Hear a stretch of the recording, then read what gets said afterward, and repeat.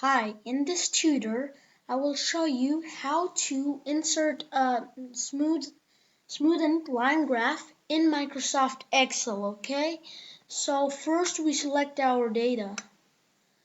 Then we go to the Insert tab and to this we check for this sign here, which means a line chart. So then we click on the first option.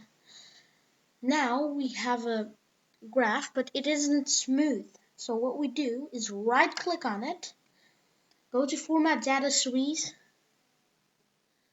and then go to the Fill in Line option. Then we scroll down and we have a smooth line text box here.